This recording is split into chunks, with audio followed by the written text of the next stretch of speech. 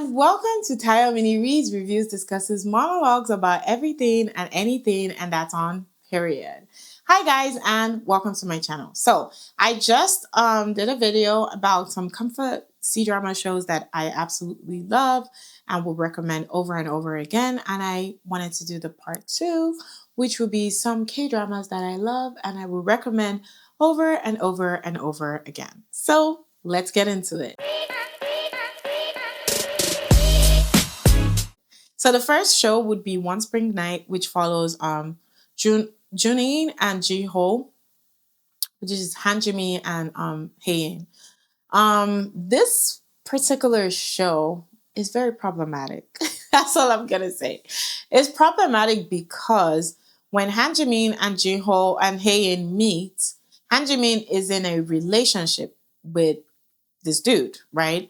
But the problem is that I think their relationship has kind of lost its spark. So it like narrowly crosses the line where it seems like she cheated on her boyfriend. It seems.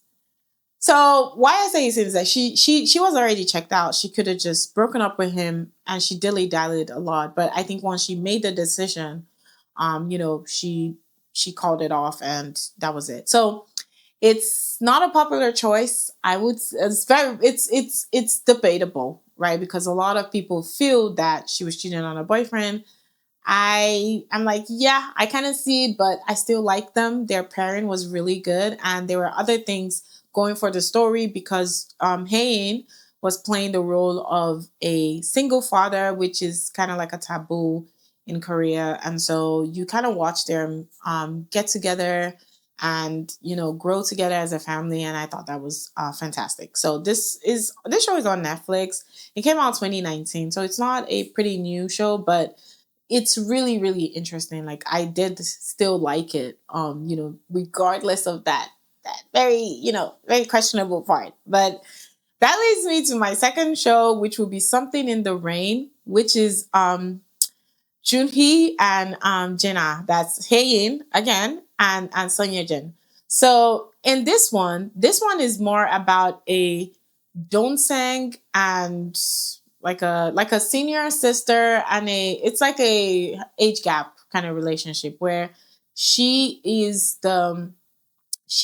best friends with his sister and he's the junior brother, and so they are attracted to each other, which normally shouldn't really be anything problematic, right? But I think her family did not think that he was the right choice for her, and so her mother, oh my god, it was a nightmare. Like the mom almost derailed the whole enjoyment of the show. I mean, I still like it though. To a certain episode. After they kind of split up, I just like I don't care. But from like episodes 1 to like maybe 10 or maybe 13, where they were getting to know each other and falling in love, I think those were really good because Haein and Son Ye-jin are pretty good actors. They can emote really well, and I think this pairing was really good. So if you're watching Something in the Rain, just forget the last 2 episodes or something like that, or the last episode. Well, on my rewatch, I don't even bother. I just watch it to a certain episode and I'm like, yeah, this is good for me. Bye. But yeah, so this one is 16 episodes. It came out in 2020 and it's on Rakuten, it's on Netflix, it's on Prime, it's literally everywhere. The next show that I'm going to talk about will be Crash Course in Romance. This is Nam Hae Song and Cho Chi Yoy or Chi Yoy. I don't know how to say his name. I'm butchering it, and I apologize if I'm not saying these names correctly. But this one is 16 episodes. It's on Netflix. It came out 2023, and this one basically follows this math teacher or tutor kind of where. Okay, if you didn't know, but this tutoring thing is a huge deal in Korea where everyone is trying to make sure their kids get into college. And so they go to these advanced prep schools after their regular schools just so they can be prepared for, the test they're going to take. So this guy is a math teacher, but he's like a celebrity tutor, if there's something like that. But yeah, he's like a celebrity tutor. And then Song is someone that she has a daughter, and then she is trying to pay for her daughter to be able to go to this math class. Through some certain series of events, they meet. That's Cho Chi Yo and Song, and they kind of get together. This is not a young romance. These are a bit older couple. They're like, I would say 40, 38, that kind of thing. So I think what I like about it is the fact that it was such a mature relationship. And once Chochi Choil or Chochi Yoil realized that he liked Song, he definitely made up for it. And it was just really nice. Very mature relationship, no struggle. Fun fact, Lee Chae Min, who is in Bon Appetit, Your Majesty, is also in this show. And I didn't realize it then because obviously in the show he's like a teenager, or he acts a teenager. So he's pretty moody and just has this one bland face. But after watching him in Bon Appetit, Your Majesty, I am like, ooh, he's really good. So if you were looking for where to watch more of Lee Chae Min, you can definitely check Crash Course in Romance. Now, the next one will be Tale of the Nine-Tailed, which is Wookie, Edan Wook, and Jobo R. So this one is a bit dark because it's kind of more like it's like like a mythical fantasy, dark fantasy show where there is like this one is more like gods. Edon Wook is he's like how do I say, it's like a fox. So he has powers and he's looking for his one lost love, but apparently they had a past life. So this one is pretty interesting. We do see two alternate timelines where you see their past and then you see them in the modern life in present. If you don't like snakes, maybe don't watch it because this has some snaky elements to it, and it was so nasty. I'm just gonna say that. And so this one is 16 episodes. It came out 2023. It's on Netflix, it's on Viki, and it's on Prime. So choose your poison. The next one that I will talk about will be Coffee Prince, which this one is super, super old. This one came out in 2007. Yes.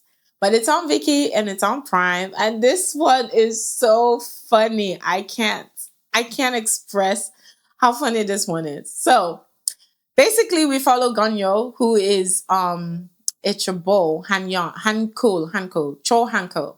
And he basically is trying to run a coffee shop, and he's from a rich family, and so he tries to establish his coffee shop in the neighborhood, and he's trying to hire workers, but his whole brand is I only want male baristas. And then we follow this girl Unchang, who Unchan is pretty good at, she needs a job pretty much, and so she pretends to be a boy and gets a job at this coffee shop. And Gun finds out that he is attracted, and he literally goes through hell. I'm not joking. Like, he goes, like, the whole like first couple of episodes, he is miserable, thinking like, oh my god, am I gay? Like, I am attracted to this guy. Like, I've never been like this. Like, what the hell is going on? So it was like the funniest stuff ever. I don't think any show can beat Coffee Prince. Like, it was just phenomenal. Like, it's such a good show. So you kind of feel bad for him because he really, really suffers. But one thing I would say, that he proved his worth, because he was like, you know what? Even if it's she, I don't care if I'm gay or whatever, but I love him and I'm going to go for it. It was really interesting watching him realize that, oh, thank God, you're a girl. So this one is my top favorite comfort show. Like, I just put it on if I want comedic relief, because you will just be cracking up watching him like literally spiral when he's like, oh my God, I'm attracted to a dude. Fun fact: Gunyo acted in Squid Game. So if you've watched Squid Game and you were looking for something else to see him in, you can definitely go watch Coffee Prince.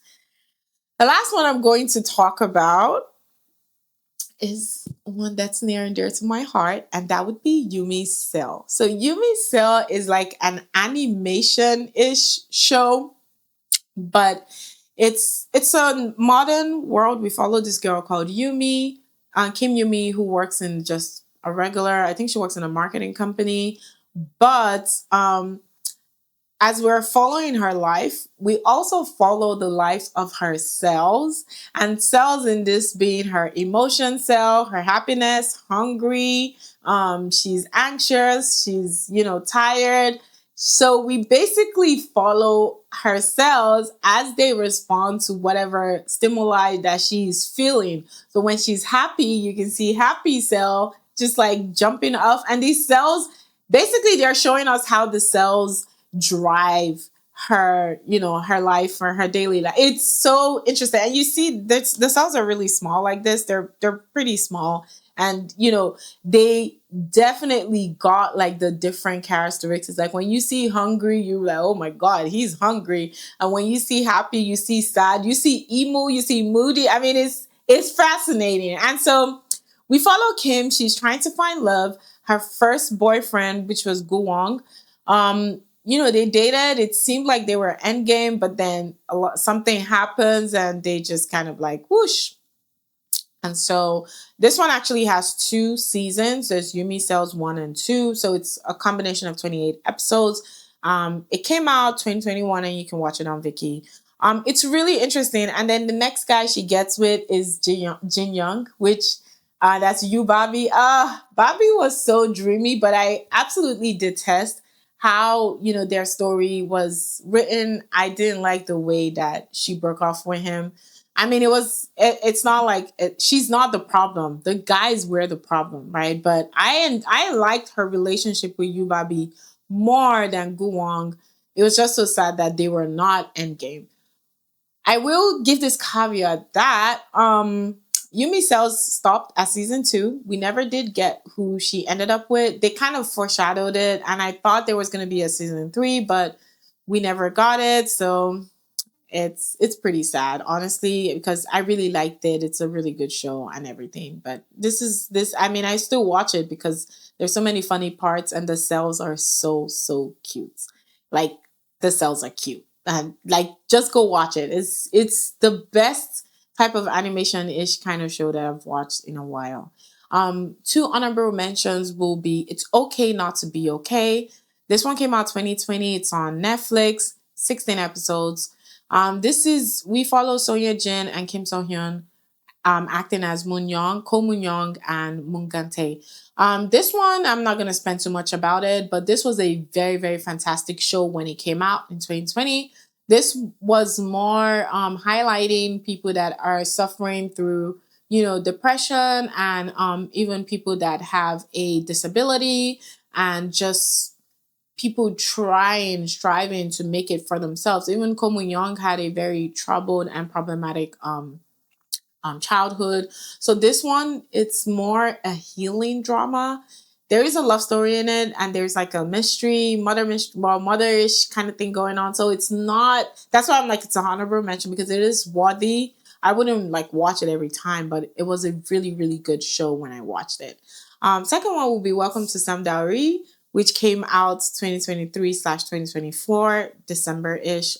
16 episodes. We follow Chosam Dao and Young Pil, acted by Shin Hae Sun and Ji Chan Wook. This one is more like a small town girl becomes a very big celebrity, but then quickly realizes that, you know, all that glitters is not gold, because basically she kind of falls from, from grass to grace because someone